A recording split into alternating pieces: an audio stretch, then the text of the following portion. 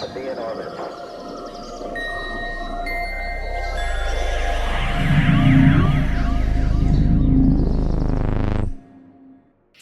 Welcome to What It Means to Be Human. I'm your host, Dan Zetterström, and in each episode, I'm going to be exploring profound questions and thought-provoking ideas with leading voices from around the world. From the depths of the ocean to the edges of the universe, discover what connects us all and walk with us as we explore and redefine what it means to be human.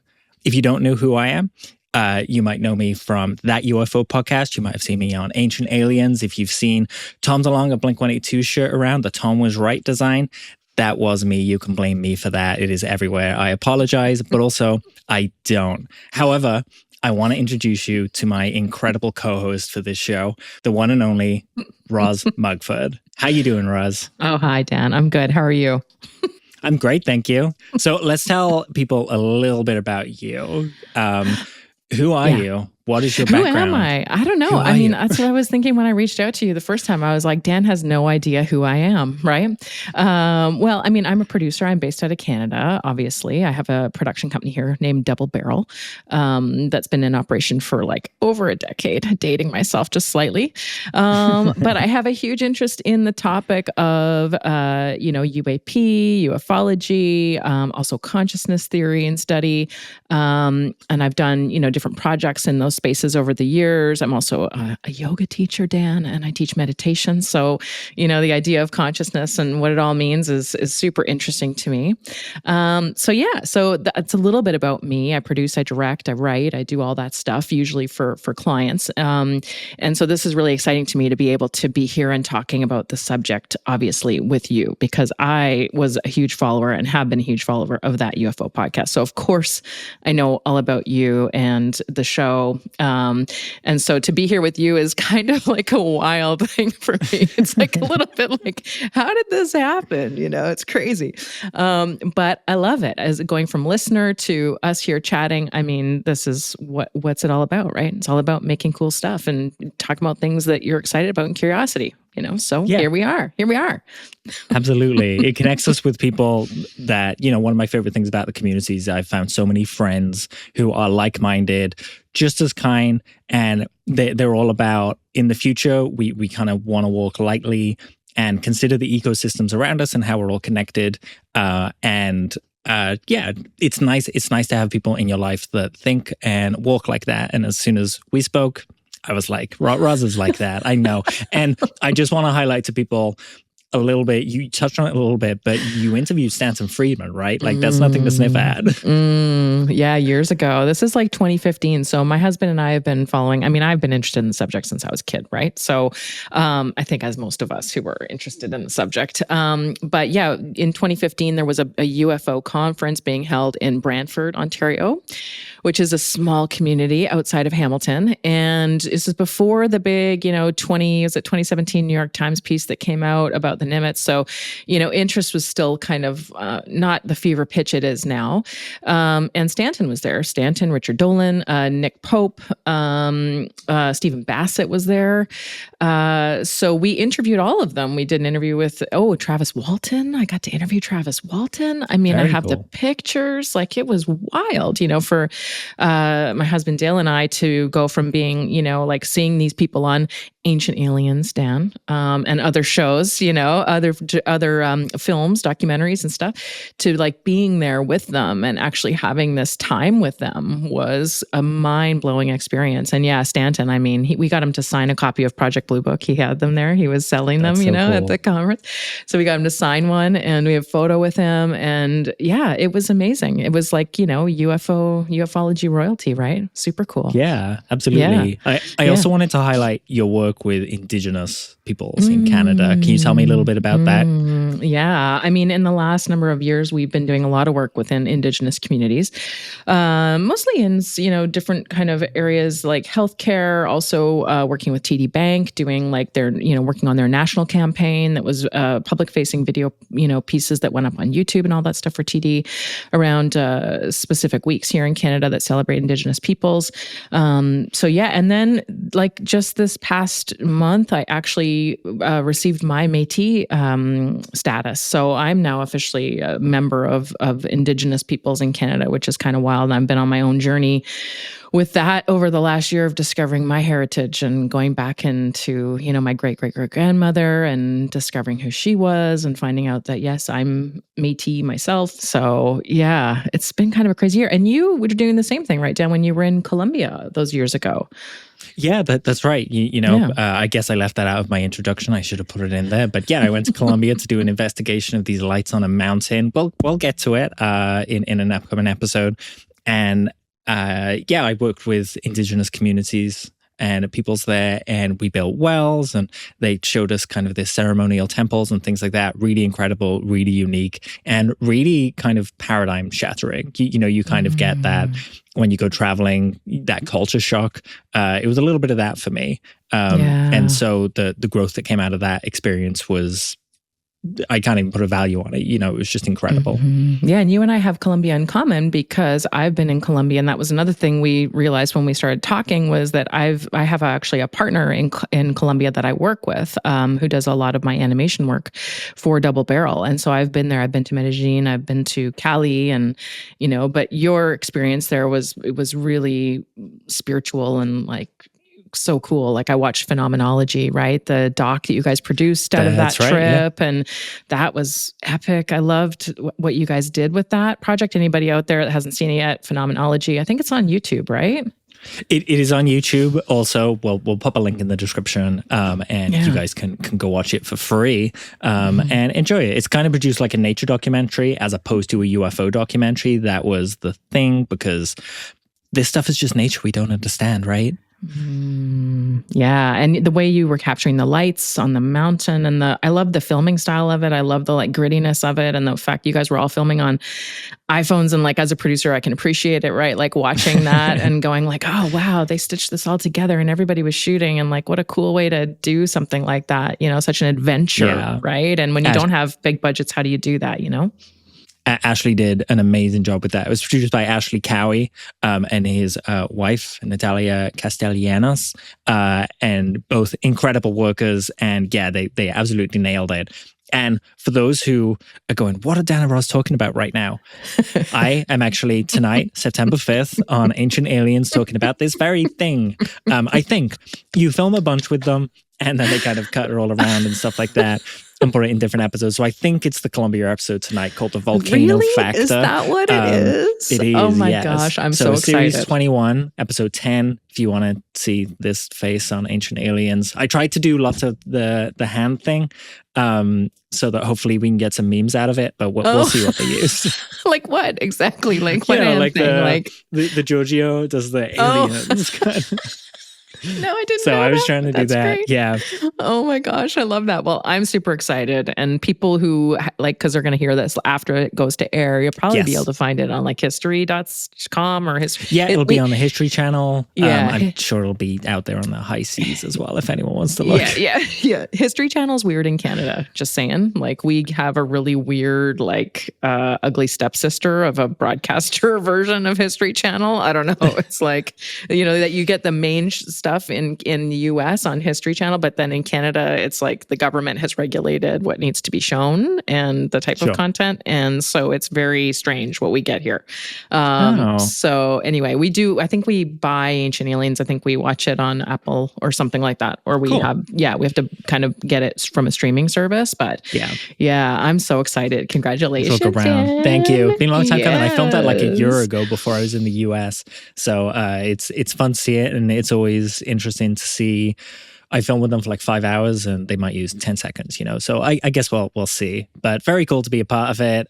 They're all very humble and kind and super supportive and lovely whenever I go work with them. And so I keep working with them, I'm basically a regular at this point. So oh my gosh, that is so cool. I can't even believe it. I know I was telling my husband about it last night. He was just like, what? I'm like, yeah, we got to watch it. He's going to be on Ancient Aliens.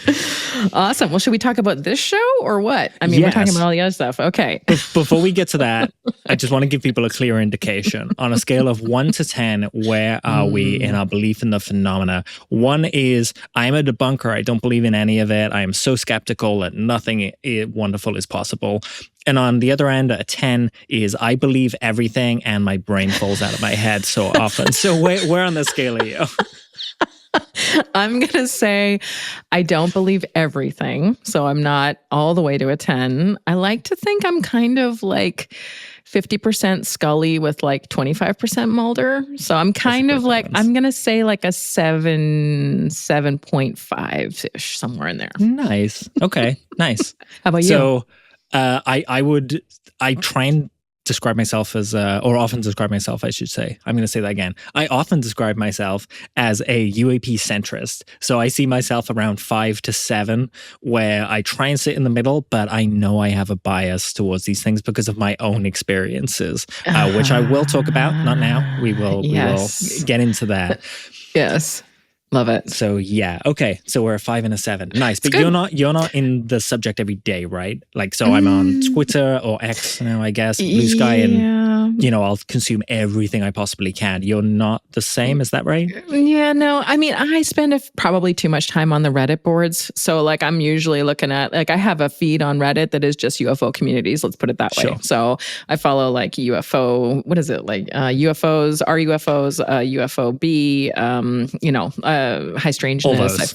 All those. But, there's so much infighting going on those platforms that sometimes it's a bit much. So I kind of duck in and out. I'll pop in and see what's happening, and then I kind of leave for a while, and then I'll come back maybe, a couple weeks later and check it out, and then kind of duck out. I have gone through phases where I've been literally up on absolutely everything, and, like watching Ross Coulthart every night, during the drone stuff and all of that. Like, I go through kind of phases where I'm watching all of it, but yeah, in general, probably like a weekly thing. Bi-weekly, kind of like the signal, like what we're going to do. Yeah, sure. For the show. So let's get into it. And I think you touched on something that's really important to say here. Yeah. This show, we want this to be a space where kindness and inclusive are right at the top of our list. So when it comes to drama and infighting, we're not going to be talking about it. I'm not going to tell you about who hates who on UFO Twitter over on X. I do not care. We are here to talk about UFOs, high strangeness, and the world around us, and to get some perspective.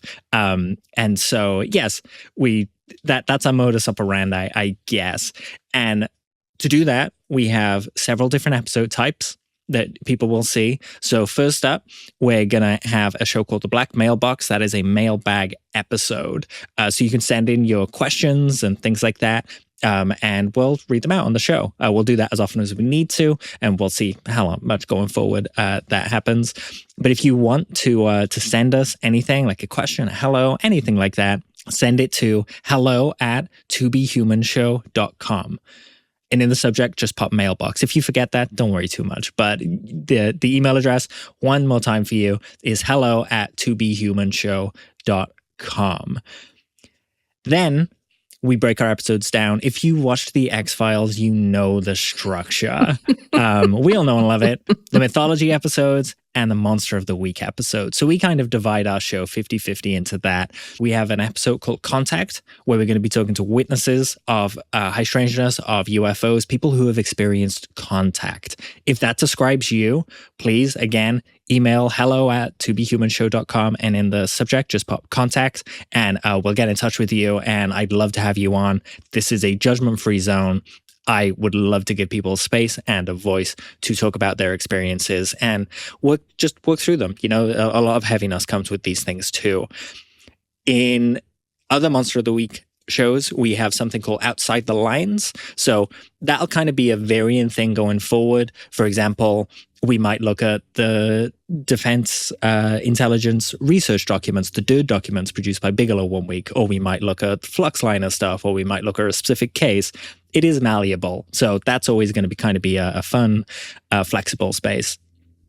Then we've got our mythology episodes, which consist of our interviews and our news show. Our news show is called The Signal. You're watching that now. That's what this is. It's our very first episode. That will be bi-weekly. just an hour or so every other week, and it'll just catch you up. So if you're a busy person that has a life and doesn't want to listen to podcasts all the time, that's the one you want to kind of come watch.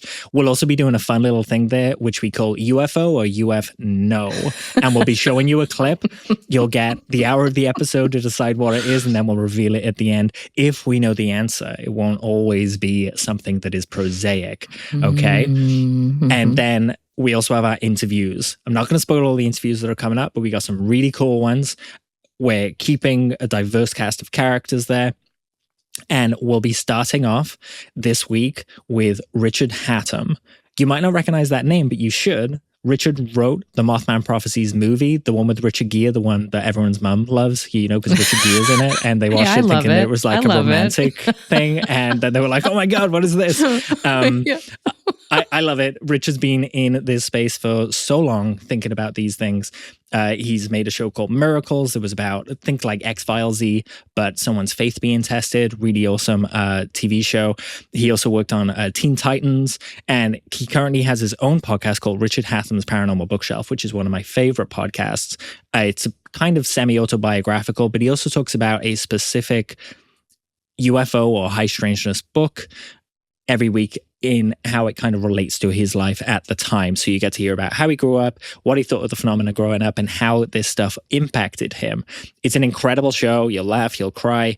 It's just wonderful. I highly recommend you go listen to it. That is Richard Hatem's Paranormal Bookshelf. But Richard and I got to talk about UFOs, the paranormal, the quirks of being human with a side effect of creativity, because he is a scriptwriter and he shares his ideas about inspiration, how you get started in the industry and things like that. So it's not just UFOs. You might, get some career help here if you're a screenwriter or something like that. Think of it as cosmic mystery meets coffee shop conversation. Hopefully you'll really enjoy it. It'll make you curious and inspired, and you'll kind of see the cozy vibe that we're going for here. I love that. And I want to mention too that like the show as it stands, we want to explore, not just ufology and UAP, but also, the broader subject around that, things like consciousness, right? Things like explorations into what makes us human, right? What makes us different from the world around us? What makes other creatures like us? I mean, another one of our first episodes is with Dr. Michelle Fournet, who is a whale biologist and studies whale song and how they communicate. So we're also looking at the subject with a bigger lens and trying to bring in some topics and some breadth to the subject that maybe you don't find in other podcasts around the topic. So I'm excited about that. My yogi meditator brain is really excited about that because there's so much overlap in those worlds right now, between like the idea of, like as Jacques Vallée would have said, like, are UFOs all in our minds, right? Is this like a giant kind of conjuration of the human psyche, right? And then from there, you get into things like, well, what about Buddhist philosophies and meditation and yogic philosophy around, liminal states? And then you get into the Monroe Institute and like what was happening there with, gateway tapes and CIA and Stargate. And so there's so much cool overlap, I think, too, that we want to explore. So those things will be sprinkled in as well throughout the season. Absolutely. One of my hopes is that I met a neurosurgeon who was really into the phenomena and UFOs, and he couldn't talk about it, at work, but he would test people kind of with it. He'd put out questions to his colleagues like, oh, what do you think about this? And just to kind of test the waters. And when I met him, he mentioned about maybe once we were up and running, doing a show where I actually got him to look at the Gateway tapes and the CIA booklet, and I would talk through it with a neurosurgeon. So hopefully that's coming. Whoa. But that's the kind of angle that we're going for here, like no messing around. Let's just go for it. Let's experience these things and try and figure them out together. We'll also have some meditative moments. So this community is stressful. Like Roz said, it gets dramatic. So as I've been traveling around the world the last few years, I've been filming things as I've been going, and we're going to be releasing those as just 60-second meditative moments. If you see one, just take a beat, just slow down, just watch it for 60 seconds and then carry on with your day. I promise you will feel thankful for that little bit of thinking space. And I hope it helps. And if you like what we're doing here, you can support us by subscribing to the YouTube, the Spotify, Apple Podcasts, wherever you get your podcast, it will be. And we'll also have a Patreon. where the link is below, where we'll be doing a 1-hour live chat every month. So if you want to get in on that, just go join our Patreon. We'll be posting lots of content over on the Patreon as well. There's, a lot of stuff I've done over the past 4 or 5 years that is just no longer available anymore. So I'll be pouring it all back up there. And hopefully some treats too. We'll be having a lot of fun with it. You know what we could also post up there is the interview that I did with Stanton Friedman, because it's not available anywhere online right now. Yes, please. That's Let's do top it. I'd secret. love that. Top secret. That's why I'm whispering. I'm whispering about it. So we can put that on there, yeah. So if you want to find our Patreon, search for What It Means to Be Human. On socials, we are To Be Human Show on everything. And if you want to have a look at our glorious website, designed by Roz's partner, he did an incredible job. It is tobehumanshow.com. So that is tobehumanshow.com. Not like to the letter and then a letter B. Oh, sorry, the number and then a letter B. Literally tobehumanshow.com. You got That's it. Right. Okay. Nice. Awesome. All right. Want to get into it? Want to get into the next part of the show? This is like our introduction is over. I hope you guys feel cozy and settled in. We're going to hit the ground running here and go for it. Beginning with UFO or UFno. I found this clip whilst jumping about online. Someone posted it as a, look at this crazy thing I saw in the sky. And it enamored me. It tickled me. I sent it to Roz. We thought we would use it for this first episode. So Roz is going to play it for you. We're going to react to it. And like I say, you've got the hour or however long until the end of this episode. And then we will tell you what it actually is. Okay. So Roz, hit that Take play it away. button. Here we go. So very short. That's it. Play it again. You want to play it again? Let's see it again. This is it at 0.5 speed. It's manic. It looks so weird, isn't it? It's even more hilarious when you hear the music in slow-mo. I'm sorry, but it is just... No, you enjoy it. You enjoy that. Okay, sorry. Okay, That's so we wild. played it a lot of times. One more time like, in slow motion. Okay, one more time. Okay, I just feel like we don't want to give people too much. Okay, here we go. Gosh. Imagine seeing that. Okay, that's enough. Okay, turn it off. That's it. Take okay. it off our screen. Okay, stop. There we go. That's crazy UFO. Video. And there are crazy videos like UFno. that everywhere. So if you find one, again, please send it in. hello@tobehumanshow.com. I am getting better at saying that email address. That's right.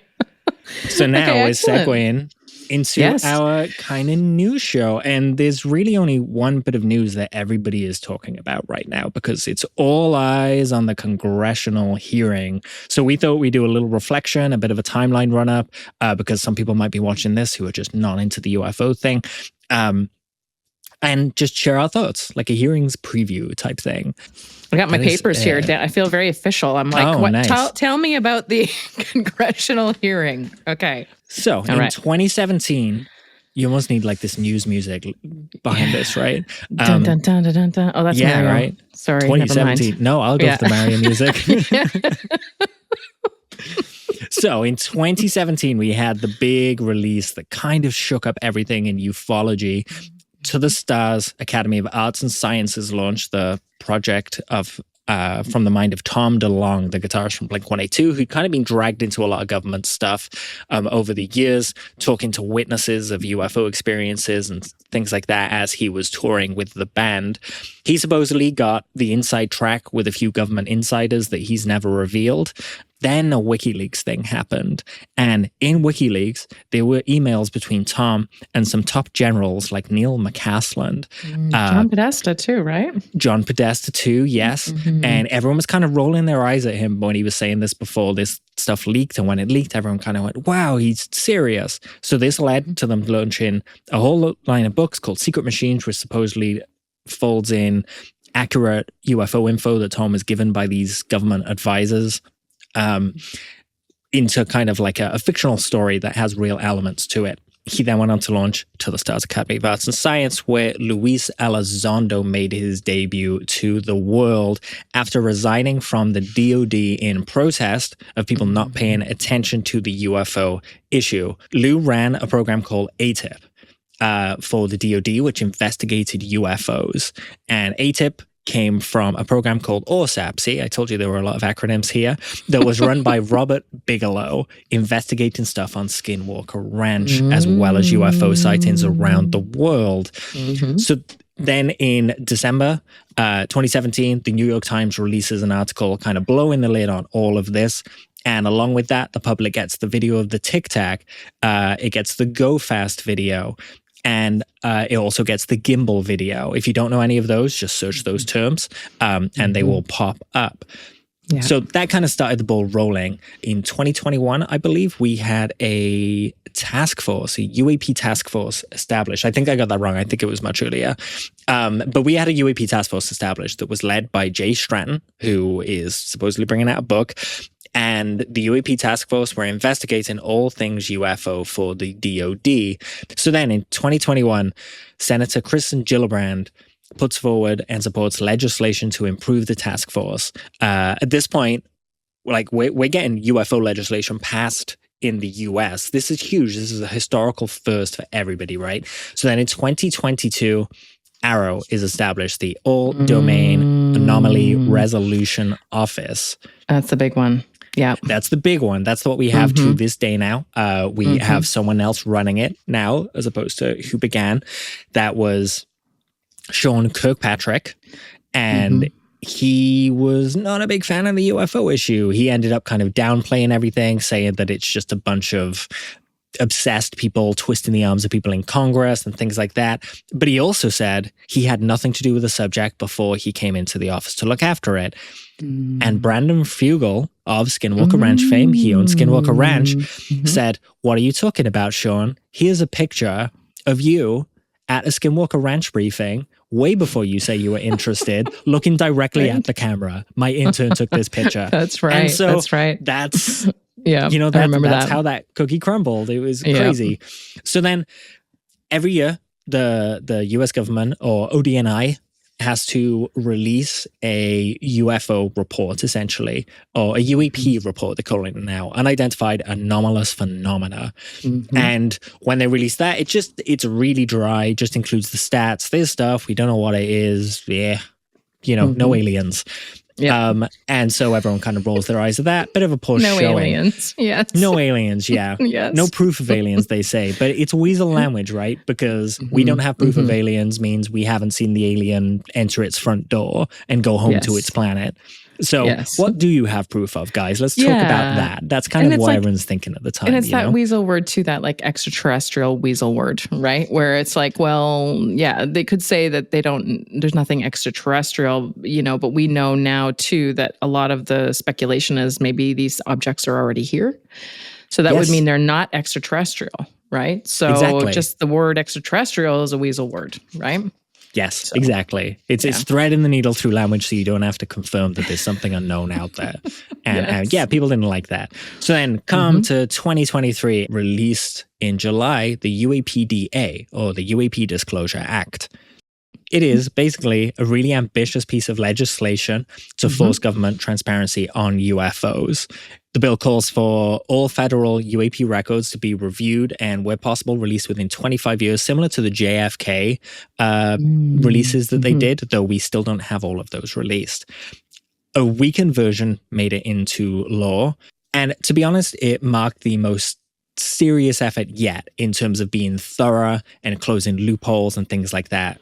The UAPDA will go on to be reintroduced 2 successive years in the future. So 2023, 2024, and 2025, which we are now brought to. So September 2025, we have the UAPDA reintroduced by members on opposite sides of the aisle who don't usually agree on anything, but they agree on this. So that's kind of a revelation, right?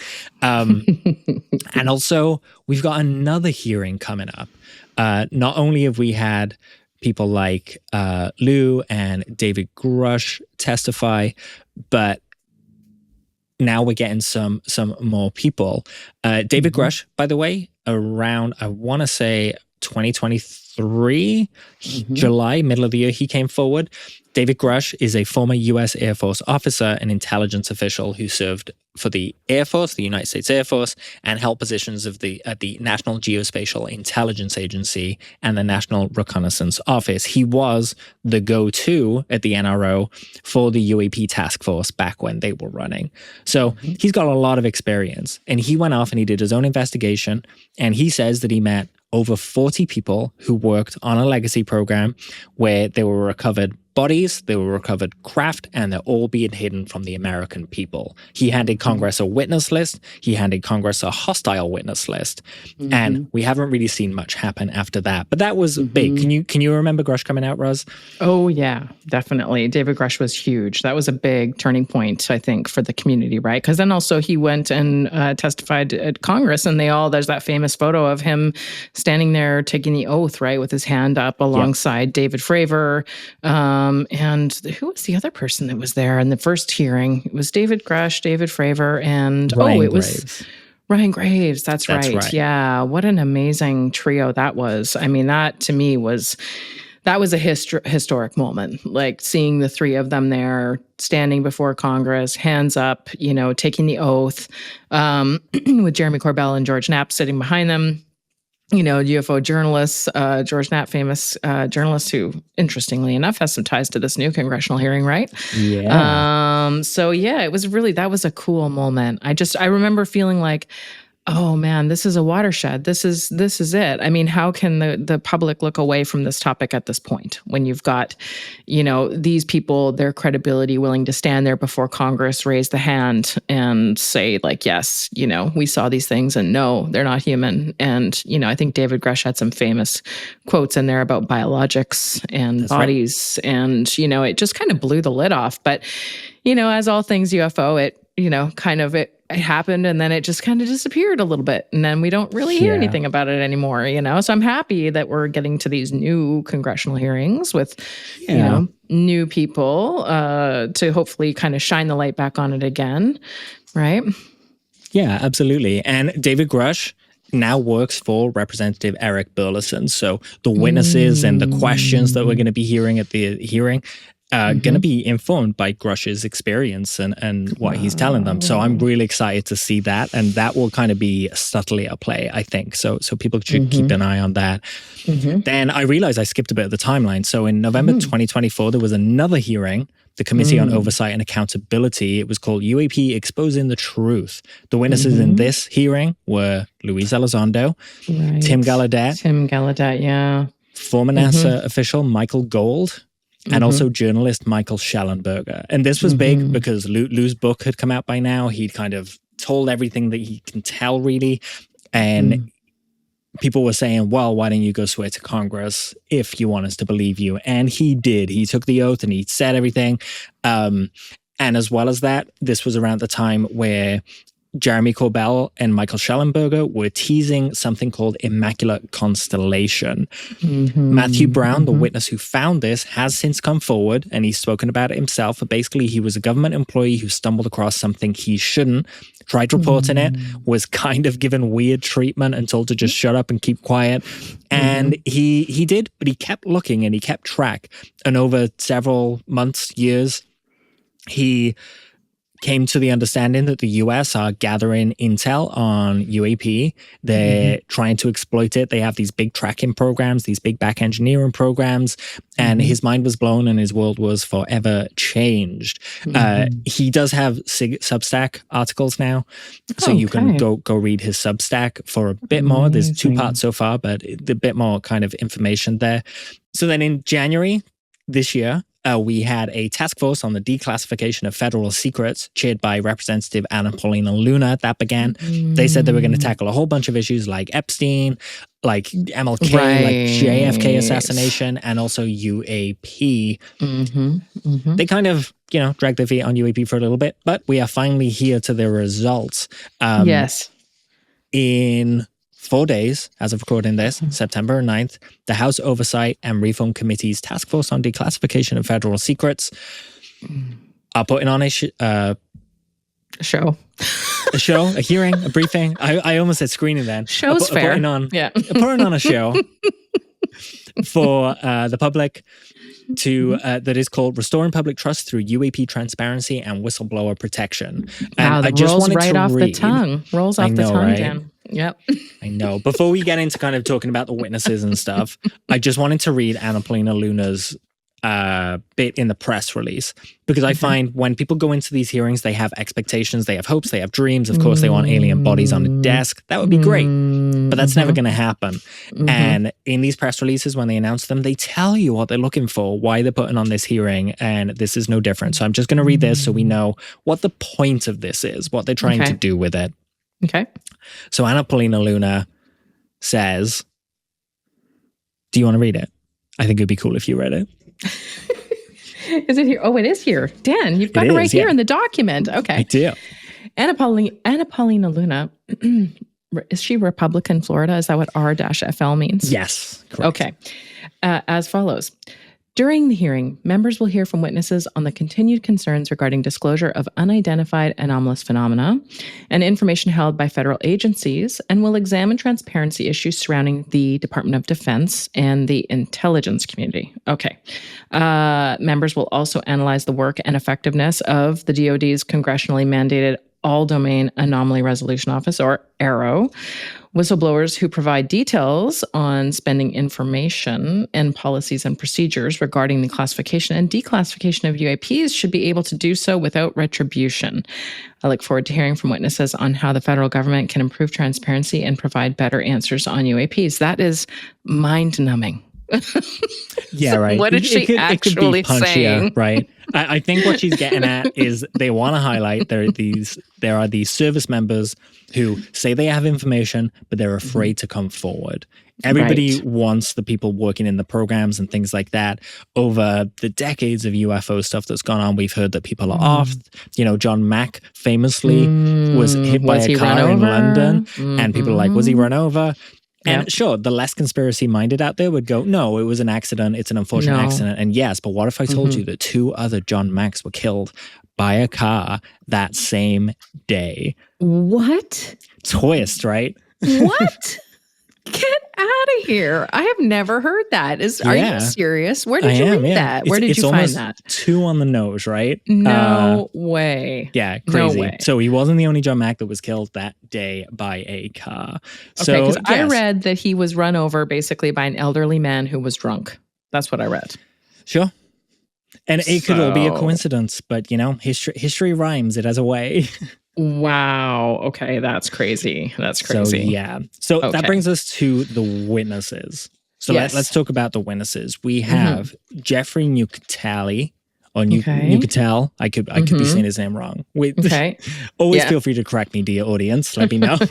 Yes. So he is a U.S. Air Force veteran who has gone public about a 2003 mass UFO sighting at Vandenberg Air Force Base, where a massive red object. That's right. It was observed for several days, over several nights.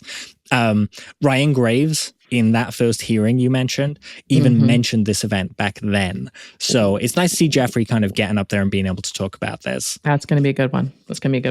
Yeah. Then we have Dylan Borland, who is new. Not much is known about Dylan.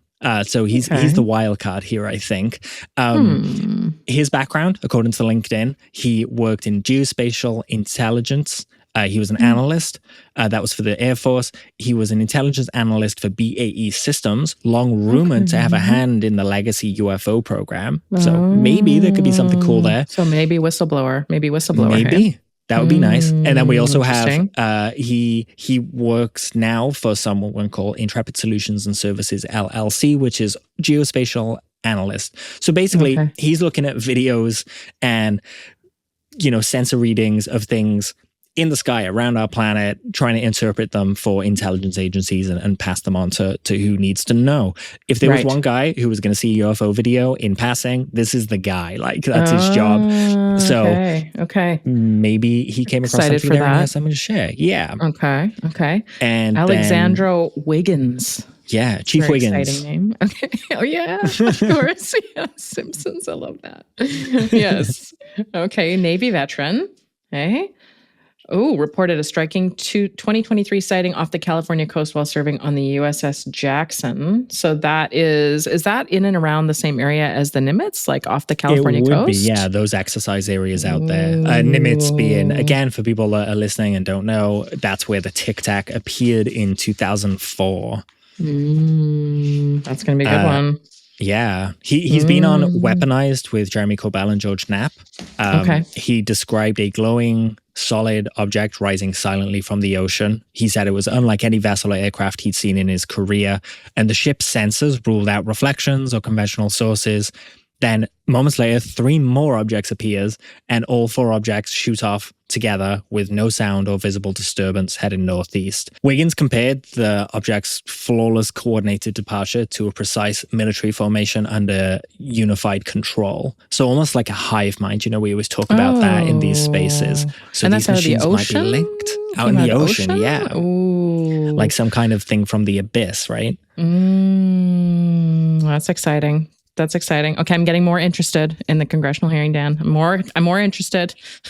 And then we have one more. Would you like to go ahead with the last? The only George Knapp. Like, I would tune in just to see him give testimony, right? So George Knapp is a longtime journalist. He's based out of Vegas. He's like, when you think of a movie and you think of like a grizzled journalist who's seen it all, like that's George Knapp. That is who he is. There is a movie being made about him as well. Oh, okay. So, well, of course there is, perfect. Right? Of course there is. Yeah. So, I mean, the fact that he's going to be there giving testimony, like I'm super excited about that because, just his knowledge, the breadth of his knowledge, the depth of his knowledge, like what he can offer to this is just, I mean, there's so much that there's no way. I mean, that's the one thing I noticed with the first congressional hearing was, they only have so much time to kind of speak, right? They have this limited time. They're given a couple of minutes.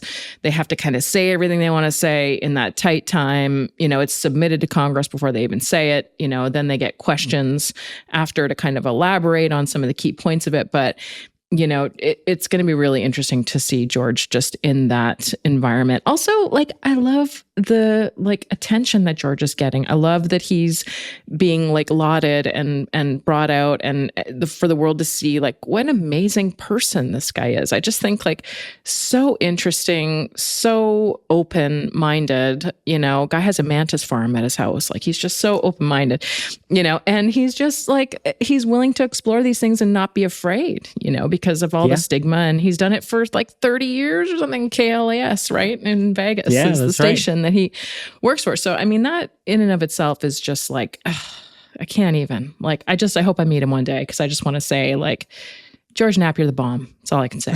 Just the coolest guy to ever walk the face of the earth. I'm just going to click next that to you, and Dan. send that to next him. to you. Yeah. Yes, that's right. Yes. George is going to be really interesting because we've essentially got just 3 officials that have seen lights in the sky, right? That's how people will see it, I think. But as I said before, we're talking about whistleblowers and protection. This is the standard of evidence we will get without this whistleblower protection. So if you're frustrated, speak to your representatives and tell them that you want whistleblower protection for this. And it needs to be more than just wishy-washy language in terms of protection of the whistleblowers, because sure, you can put language in there that says they won't go to jail if they come forward, but that doesn't stop someone sneaking in the middle of the night and putting 2 bullets in the back of their head, this is a different level of whistleblower protection and we need to take it seriously.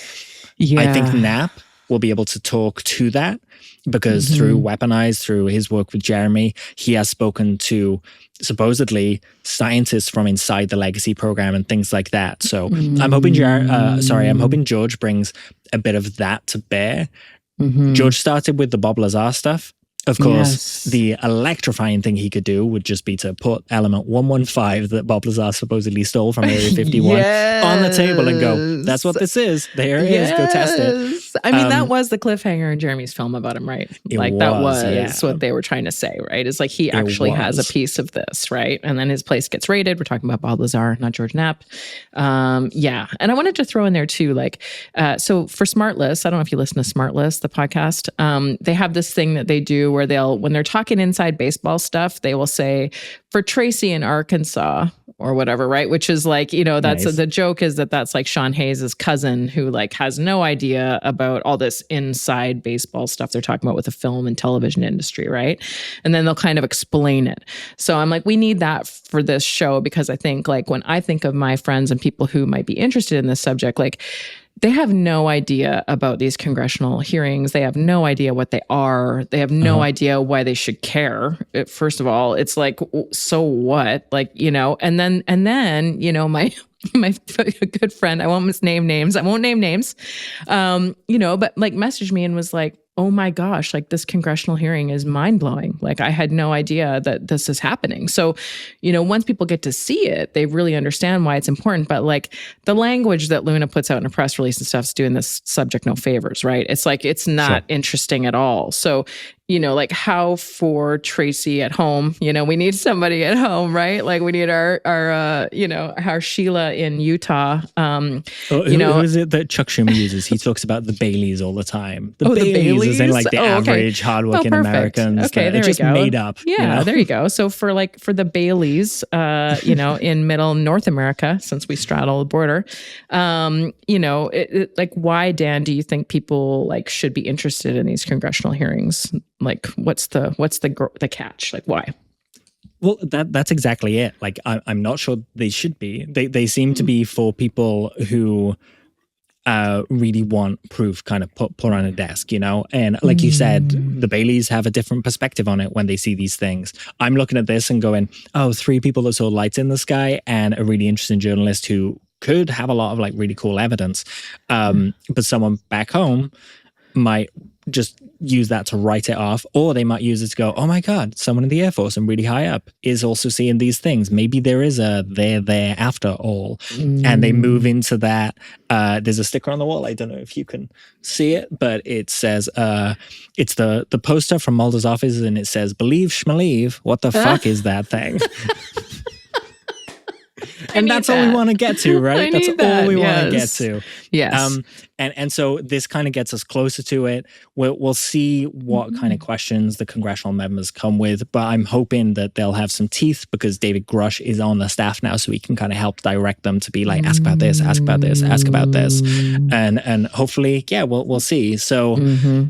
Yeah, and there's also an effect of kind of like the snowball rolling, right? Like down a hill, kind of picking up, growing bigger and bigger and bigger. And I always liken it to use another analogy very quickly, a lobster in a boiling pot of water. Right.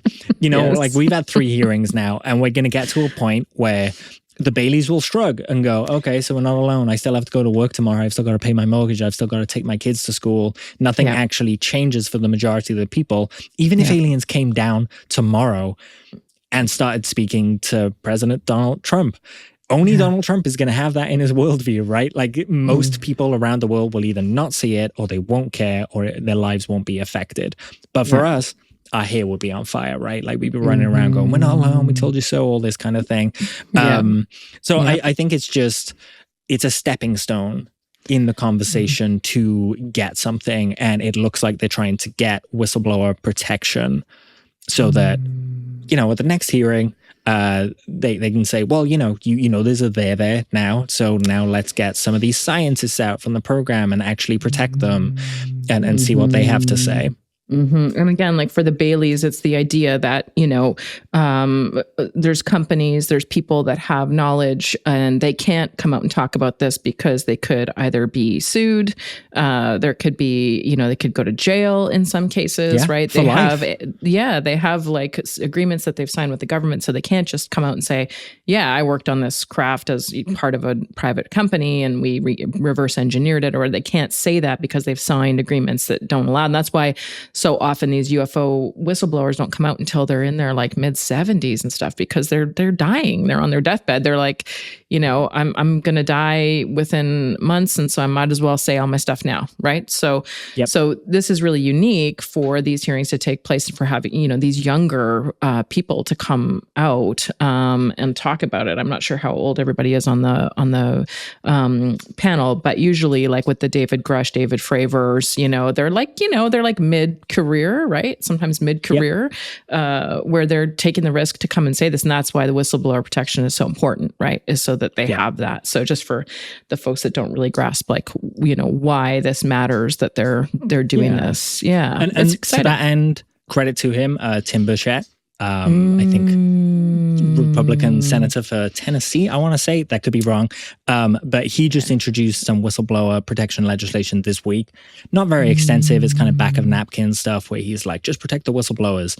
I appreciate the simplicity. That is what it comes down to, right? It's just protect the whistleblowers. For God's sake, why have we got to do all this flowery language? But he's there trying to kind of get that stuff passed. So we'll see. Yep. All of that legislation will be folded into the NDAA, which is the National Defense Authorization Act 2025. So look for that over the coming months. And if it all passes through the House and Congress and through what they call conference, which is where House and Congress and Republicans, Democrats argue over what's going to be in there, then it gets to the president's desk probably around Christmas. So we'll be looking for that legislation there. Love that. And that's a great segue. I mean, so obviously in the States, like, you know, stuff is rolling, right? Like everything's happening. They're still talking about it. There's still hearings happening, right? There's still big discussion. You know, and in Canada, we've had in the last number of months this Sky Canada project come out with a report, which is interesting. You know, in Canada, I don't know. I mean, here, like the UFO subject is, of course, people talk about it, but it doesn't have the level of attention that it does in the US. You know, the idea that they're putting together this report, I think, you know, after urging from the US government, I think there's been a push because there's been so much awareness around the dangers of these objects, and with the Navy and airline traffic and all of that stuff, you know, I think there's been a push towards more security, and so that's led Canada now to at least put together a report that starts to examine these things. I took a quick look at the report that they came out with. It's interesting. I mean, there was some really kind of cool data, I thought, just as like a, you know, Canadian citizen, in terms of like, you know, over the course of your life, have you ever seen an object or phenomenon in the sky you could not identify? And it's over 1 in 4 people, Canadians, say that they have seen something. Yeah. So that's kind of interesting. You know, moving down through the report, you know, did you report it? Among the respondents, only 1 in 10 reported or tried to report their experience. So there's a dearth of reporting of things in Canada.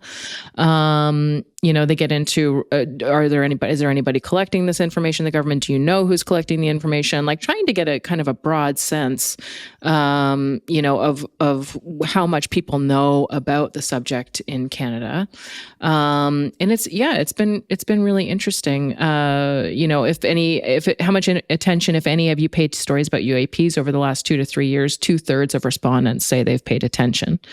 Wow. I mean, it's kind of like loads of people are aware, but in much more subtler ways. You know, they're not on X talking about it every day, but they're thinking about it, and they're seeing things in the news about maybe SpaceX going to space and thinking, I wonder if the aliens have shown up yet, and things like that, you know? Yeah, totally. There's another stat, you know, how likely would you be to use a mobile phone application to report information? You know, 40% of respondents said they would use a mobile phone app to report. So it seems like there's a big interest in Canada. People are definitely interested in the phenomenon. A lot of people think they've seen something, but we haven't really had the federal reporting mechanisms to report that. We've had things like MUFON and, you know, citizen science stuff, but nothing at the federal level. So I think that's kind of the niche that the Sky Canada report is looking to to fill here in Canada. So that's good. So there's movement, you know, in Canada around the subject and around how we document it and how we're looking at it. And, you know, there was a crazy case a few years back with a Porter plane that was flying out of Toronto, Billy Bishop Airport, going out over Lake Ontario. You know, here in Canada, a lot of people say they see things over Lake Ontario, right? Because the Great Lakes, they're massive. And this plane I think it was flying in to Billy, I think it was flying in. And Porter planes are kind of smaller commuter planes, and it actually had to do like a nosedive to avoid an object that they said was a donut shaped. So it had a hole in the center. A flight attendant was injured. And, you know, they did land, but I got the report for that. I was so interested in that, that I actually reached out to like Nav Canada, filed like an information request and got the report, the official report that was issued. So, you know, we do have like near misses with civilian aircraft here in Canada, you know, this stuff happens here. It's not like it doesn't happen, right? Yeah. I mean, and Canada has the space, right? Like so much of it is remote. It's in the boonies, it's in the sticks. Like like no one's there. So if you're looking for UFOs or Bigfoot and they're trying to hide, Canada's a pretty good place for them to go. Just totally. Thousands and thousands of miles of wilderness. And Canada also had some involvement when the US shot down that Chinese spy balloon, I want to say in 2022. Canada, the US opened up their kind of apertures to look at smaller objects outside of the kind of their filters and found several objects, some of which were in Canadian territory, and Canada helped them take them down and recover them. And many of them, we don't even know where it went. We're not being told anything. No. And this kind of thing just fuels conspiracy theories. And that's what's frustrating for me about all this. The DOD or, the UK, the MOD in the UK will say, oh no, there's no UFOs. But they also won't give you an answer. So you're just left with a gap, and people just fill gaps with beliefs and hopes and dreams. And, I get it. I totally appreciate it. But I think if these official organizations want people to become informed and educated and more alert to actual strange things in the sky, which they probably should, because drone warfare is becoming a thing now, right? And that Chinese spy balloon was found by some dude just on a beach taking a picture and going, oh, look, there's a balloon. And that's how they found it. So, the people are a crowdsourced defense system now in a way against this kind of stuff. So it's just sensible to educate the public. Totally. That is such a good point. Such a good point. Yeah. And Dale actually had sent me an article a few weeks ago or a week ago, I guess, talking about how, most experts now believe that aliens exist. And so that was in the BBC.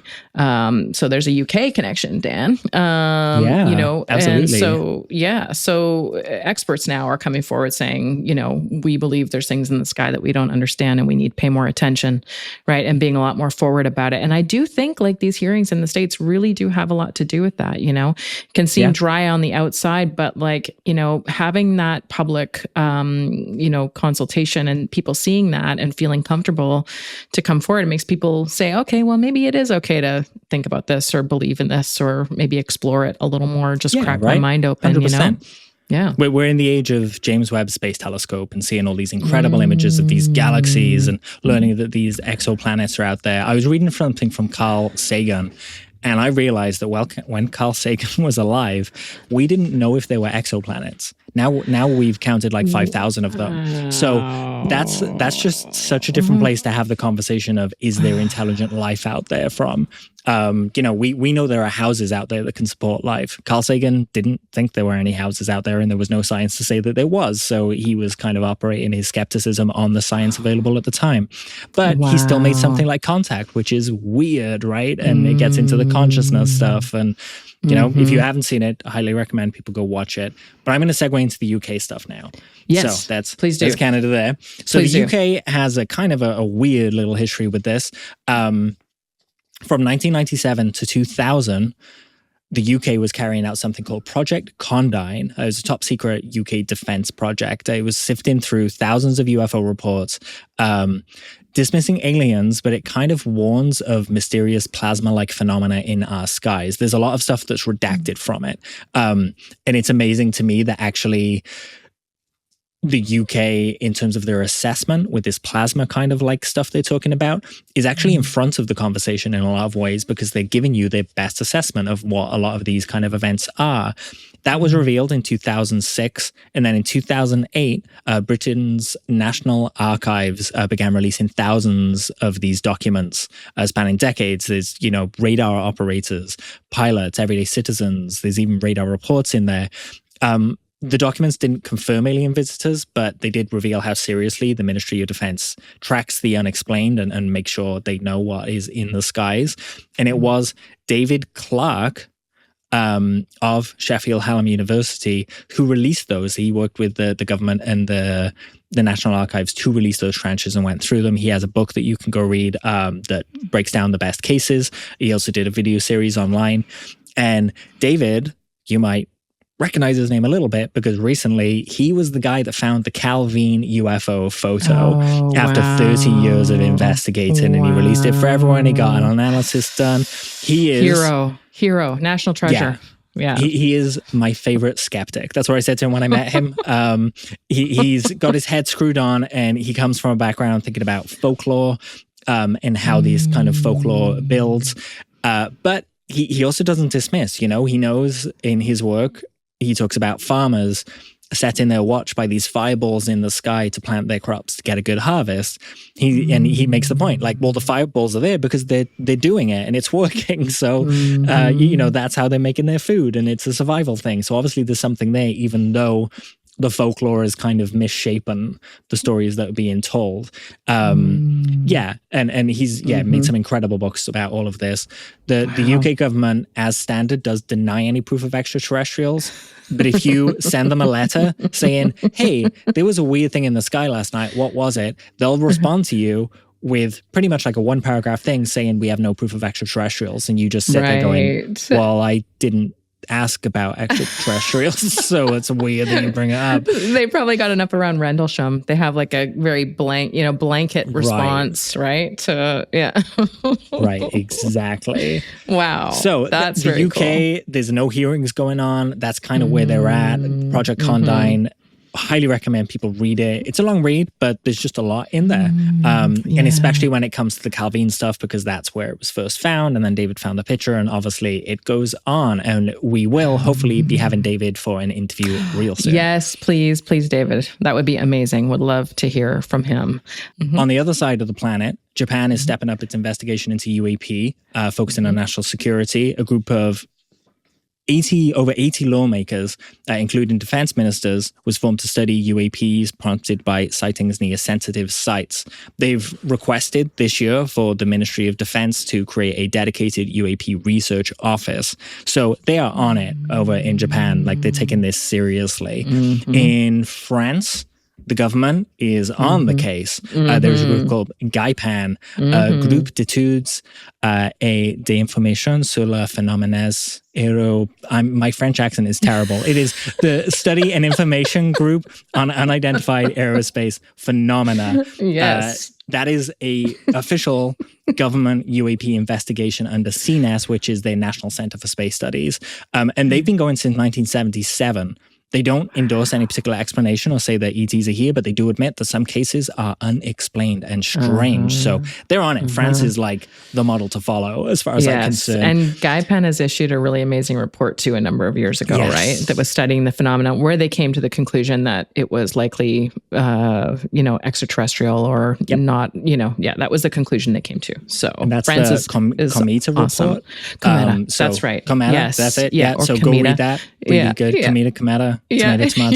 That's right. I'm so confused now because I'm a British person in America and I'm like not putting the U in color anymore. And I'm like, do I say tomato or tomato? Welcome to my life in Canada. Like, because it's half, French is the other national language, right? So it's always on my mind. Yeah. And then in more controversial things, in Peru, we've got alien mummies. In 2023, strange so-called alien mummies from Peru were unveiled in Mexico's Congress. They were kind of small, desiccated figures covered in diatomic earth, claimed to be non-human. Grabbed headlines worldwide. Like, you might have seen videos of like, is it cake? It became a meme of people cutting them and they were cake. And but scientists have dismissed them as ancient human or animal remains cobbled together. But there are some people who disagree with it. Specific bodies. The Peru's Institute for Legal Medicine continues to stand firm, saying that they're fabrications, but they have made amazing dental kind of finds on these things and also metallic finds. So there is some weirdness around these beings have fingerprints. One specimen is pregnant. Another specimen has an osmium, which is a super rare metal plate fused into its chest as if the skin's grown over it, which it wouldn't do if it was alive. So some of these bodies seem to be fake. Some of them seem to have questions around them. So that's something worth watching. And talking of something worth watching, what happened this week, Roz? Oh my gosh. Okay. Are we getting into Skinwalker Ranch? Are we getting into it? Okay, awesome. I was like, Gary Nolan on Joe Rogan was awesome. But Skinwalker Ranch was, it was the season finale. You guys, I'm a Skinwalker Ranch fanatic. I watch every episode. I watch Beyond Skinwalker Ranch. I watched the whole thing with the weird host they had come in this year to ask the guys from Skinwalker Ranch questions, after the episode ended. I can't remember what it's called, behind the scenes kind of show. Like After Dark at Skinwalker Ranch or something. Something like that. behind the ranch. I don't know. Yeah, the poor host is getting just slagged on Reddit. People are just having a heyday with him. But yeah, I mean, it was an amazing season. Like they, as per usual, there's some episodes that are kind of nothing burgers and then other episodes that are really great. But they had like amazing experiments this year. I mean, I love the show just for the sheer like science that they're doing there, where they're bringing in, drone swarms and pyrotechnic companies and their GPS data and gamma radiation, and they're putting it on kayaks and they're walking rivers and they're doing all of this science. And for me, like I'm a gearhead. So like cause I produce, so I love gear. Like I love watching somebody use a really cool drone, to do something that is unique. And so the season I thought was great, but the big deal was that they found these pieces of ceramics in the mesa. So, of course, there's like, there's the Skinwalker Ranch bingo card, right? What the crap? That's my Travis Taylor. Fire rocket at it. Yeah, fire rocket. Thomas's head hurts. Basically every time one of these things happen, you drink. Yeah. What in the world? That's my other Travis Taylor impression. But, it was really cool because they've been drilling through the mesa, trying to get these holes so that, because through LiDAR scans, they've found some weird objects in there. Of course, the implication is like, we don't know what it is. Could be some kind of crashed object. They know for sure that something is in there. And this season, they found like a nickel in the spoils. So they know that there was some kind of excavation there at some point. And the nickel, correct me if I'm wrong, but it was from like way back, 60s. Right? Like it has no business being there. Right. And so according to the archaeologists on site, because they've had an archaeologist on site this year, which is really cool. So he's like going through the actual, is he geologist? One or the other. He's going through the spoils of the, as they're drilling through the mesa to look at what's coming out of there. He found the nickel. And he's the one that told them, like, this is standard practice for people who are digging to drop a nickel from that year in the hole, so that when you excavate it later, you find it and that's when they dug there. So that was kind of the cool thing. So and then they found these pieces of ceramic that, as Travis was saying, like they took to the lab in Utah, which by the way is like has Brandon Fugel's name on the university. Like the guy has so much money. Like living in Canada, I have no concept of this kind of money. Okay. Cause like, there's not many Canadians that are that loaded, right? It just I would like a lab. And they also got a satellite this year, right? So maybe Brandon Fugel, but not Brandon Frugal, we'll say. Yeah. My God. Oh, okay. Can we have a moment for that? That was genius. And yes, they launched a satellite. So of course, at the end of the season, they say, we are going to launch a satellite. Anyone who's been on Reddit knows they've already launched it. So that's going to be in the next season. But they're launching it they launched it with SpaceX. So they actually attached it to one of the Falcon 9, rockets, and they launched a satellite. So my husband and I are laughing watching this. I'm just like, how much money? Like and he's like millions and millions and millions of dollars. Like, I don't know how they're doing it. Like, whether Brandon Fugel is like just bankrolling it, or whether they have investors, or whether these people are just getting so much exposure from being on Skinwalker Ranch that they're like, sure, I'll do it, because then all these people are going to hear my company name. I'm not sure how they're bankrolling it, but like the money alone that's going into these experiments that they're doing is just kind of gobsmacking. $9 to $15 million to launch the Falcon rocket. So it might not be the only thing on it, right? Brandon could split that cost with other people for the payload. But like for people saying he's not putting his money where his mouth is, I mean, right? Speaks for itself, I think. Yeah. And so next season, I mean, like the first 3 episodes will be about them like prepping the stuff they're putting on the satellite, like the measurement things, and then like actually launching it. We know like for sure we're going to see that in next season. And then they're going to be using it to communicate, right? To the whole like 1.6 gigahertz is space to Earth, Earth to space communicate. Every single episode they talk about this in the communication signals that they get from the ranch and stuff being in that Earth to space kind of zone. It's going to be fascinating. Like I just really, between the materials this year, the ceramics that they found, taking it to the lab, all these crazy, it's basically like a superconductor. They think it's like a type of superconductor, this material. And they do believe that it's not natural. It's definitely man-made. Yeah, well, ceramic, I thought like heat tiles for space shuttles and things 100%. Like that. But obviously, if they're buried with a 1962 penny, that's a bit weird. And also, I'm guessing, like, Travis worked in Huntsville, right? That's like Rocket City. He knows what a heat shield on a rocket looks like. I feel okay trusting him on that. Yes, totally. And that's the other thing with, for anybody, the Baileys who haven't watched the show, it's all like, these people are all like accredited scientists. Like Travis Taylor is like an astrophysicist. He's worked for NASA. He's worked for Aero, right? He's been on the UAP task force. Also really cool season finale this year was to see Jay Stratton there with Gary Nolan. Yeah. So they have a big round table. Gary Nolan's there. Travis Taylor's there. Like, I got to say, the lack of female representation, it really, kind of irks me on the show. That's my one. You're rocking it right here, Roz. You're representing. Yes. And I'm pleased to say, we've got about 6 weeks of content in the can. And after Richard, who is, white guy in the UFO community talking, which everyone is. It is a whole run of women. Yes. And I'm so proud of that. And I'm so proud to lift people up and give them a platform. So I hope people vibe with that. I love it. And that was all your programming, Dan. So that's amazing. Yeah, some amazing female scientists on the show. And that's the other cool thing I'm so excited about just with this show is like, being able to talk to these people and, get inside their heads a little bit, find out what their thoughts are. Because we also talked to Maya this season, who is an anthropologist, but she has an Indigenous heritage, I think, right? So that's right. She's got a whole connection there that comes from a completely different angle. Yeah. Spirituality, Indigenous spirituality, thinking about those things, I think, in connection with the phenomenon is so fascinating, right? So that's my Skinwalker update. I'm super excited. That was great. Thank you so much. We need to get you like a nice graphic for like Rosa Skinwalker corner. That's right. And there's one more guest that I know we've got in the can, the wonderful Sarah Gam from the UAP Task Force. I know there's been some controversy and some questions people have, but Sarah gave us a blazing interview, super kind. And it goes from everything from our government work into mediumship. And we really get into it, because this is a nice thing. We're kind of in this, we like this stuff. So we're able to kind of get a bit deeper with these people than folk that perhaps haven't had that experience. Totally. Yeah, I love it. We've got a killer lineup. I'm so excited to roll these episodes out. And Dan, I think that's the end of our first episode. It is. Not yet, though. We need to do the solution. Let's do the solution. The UFO or UFno. Okay. Here we go. We're going to cut to it. Okay, we're going to cut to it. Here we go. In 3, 2, 1.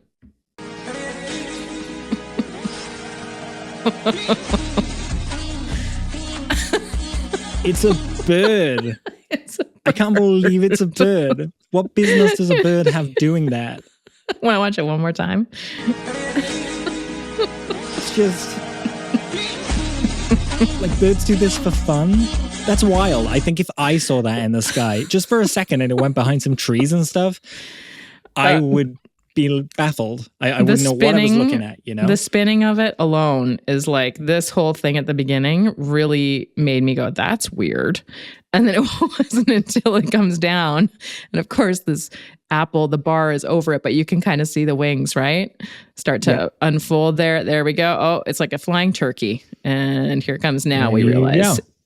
Yeah, it's a pigeon. And it's a pigeon.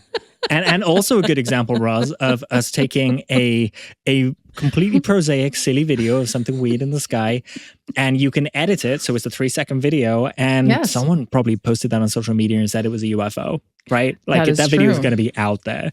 Whereas, I think it's fun and awesome to educate ourselves a little bit, learn that some birds are goddamn wild. Like, did he take LSD before he was in the show or something? What the hell? He was just having a great old time. I don't know. It was a party up there. It's a party. Yeah. Awesome, Dan. Wild. Okay. That was a great one. So that's first UFO or UFno. Thank you so much for joining me, Roz, for our first episode. And thank you to everybody who listened.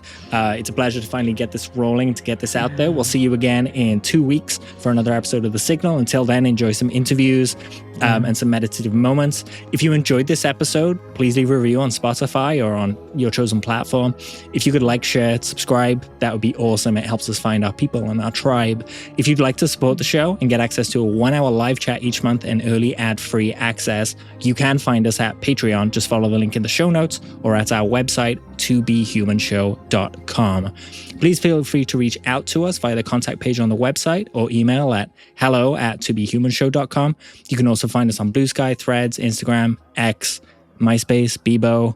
No, not those two, but the rest of them, yes, at To Be Human Show. Thank you so much again for joining us. It means the world to me. And as always, remember to be curious because the universe is bigger than we know. What It Means to Be Human is a double-barrel production. This week's episode was produced by Roz Mugford and Dan Zetterström. Sound post-production by Parker Mosley with technical support from Dale Mugford. Our theme music is by Thunderbird.